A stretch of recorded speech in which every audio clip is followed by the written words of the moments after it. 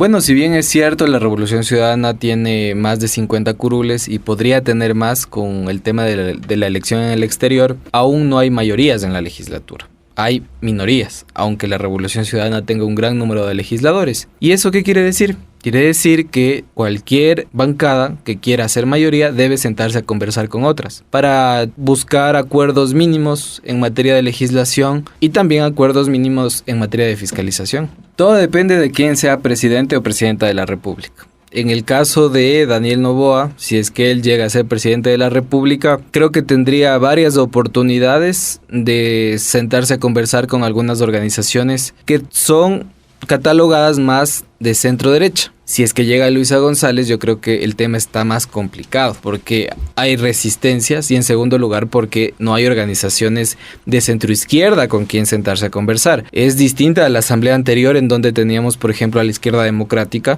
y a Pachacutic, en donde había cierta cercanía. Eso en el plano más ideológico, pero en el plano pragmático usted ha visto y los ciudadanos hemos visto que agua y aceite se juntan y puede ser que la Revolución Ciudadana, si es que logra la presidencia de Luisa González, tenga una renovación de la alianza que tuvo con el PSC, por ejemplo. Entonces, en resumen, Daniel Noboa quizá tendría más oportunidades de dialogar, de hacer una mayoría. Hoy en día ya tiene más de 30, empezando con 13 legisladores, hoy tiene 30. Y pues la Revolución Ciudadana ha sumado un par de legisladores nomás. Entonces todo depende de quién sea presidente o presidenta de la República. En las elecciones anticipadas del pasado 20 de agosto, ¿cuál considera que fue la sorpresa en la dignidad de asambleístas? Bueno, la primera sorpresa para nosotros fue que hubo más del 50% de asambleístas reelectos. Si es que nosotros miramos esta Asamblea Nacional, al menos un tercio de los legisladores que fueron cesados están presentes en el Parlamento. En segundo lugar, creo que el método de asignación de escaños, así como la lista cerrada, provocó que varios legisladores conocidos se queden fuera, como Luis Almeida, por ejemplo, que él decía que iba a llegar a la legislatura, pero en este caso no fue así.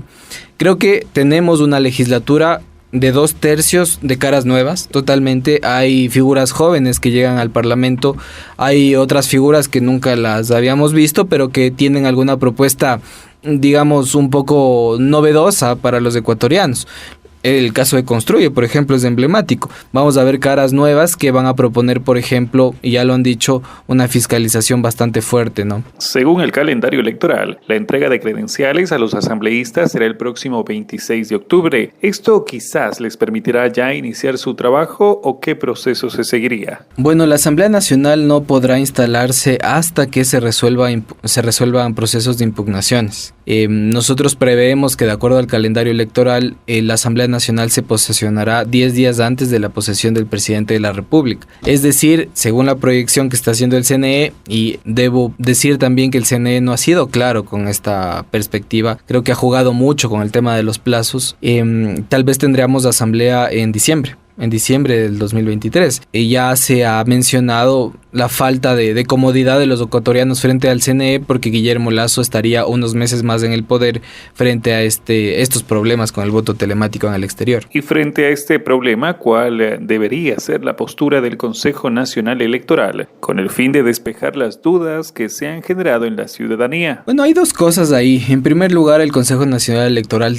ha enfrentado un reto, hay que decirlo, son unas elecciones atípicas que tuvieron un muy corto plazo para su realización, pero el CNE también no ha sido transparente al respecto de cómo van a funcionar los plazos y cada etapa. Muestra de ello es, por ejemplo, las declaraciones del vicepresidente del CNE, de Enrique Pita, al decir que la realidad superó a la ley y que difícilmente se podría cumplir lo que manda la ley en materia de repetición de elecciones, porque la realidad es otra, ¿no? Eso lo ha dicho, la logística implica más plazos y demás.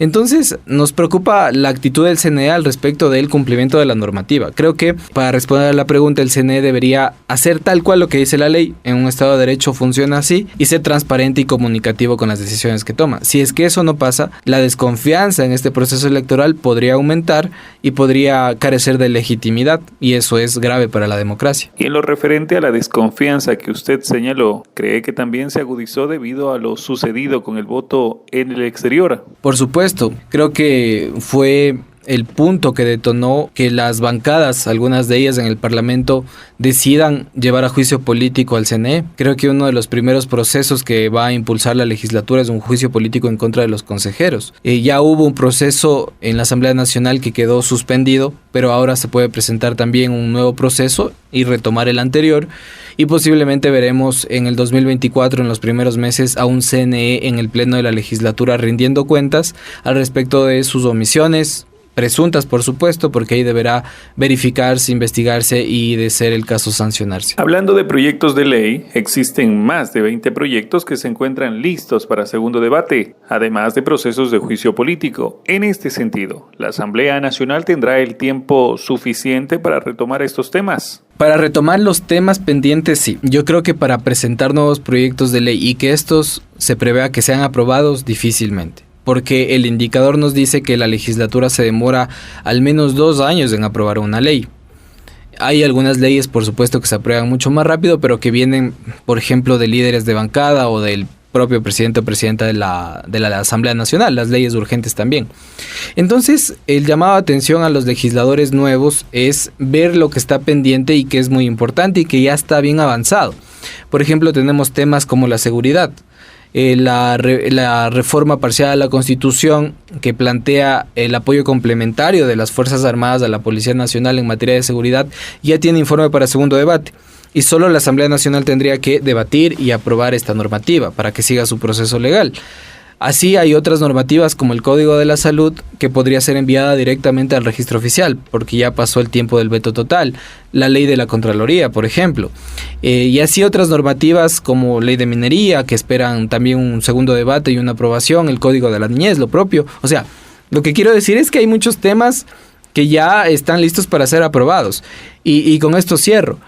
Un mensaje positivo para la ciudadanía sería que la Asamblea Nacional comience a aprobar normativas que están estancadas. Y imagínense el mensaje para los ecuatorianos del titular: la Asamblea Nacional en el primer mes entrega 2, 3 leyes, Código de la Salud, Código de la Niñez, reforma constitucional. Creo que se vería un trabajo positivo y una imagen positiva de la Asamblea. También hay que regresar a ver a la Ley Orgánica de la Función Legislativa. Esos procesos no han muerto, simplemente se han suspendido. La Asamblea Nacional deberá retomar esos procesos en el orden que han venido siendo tratados, porque así dice la norma.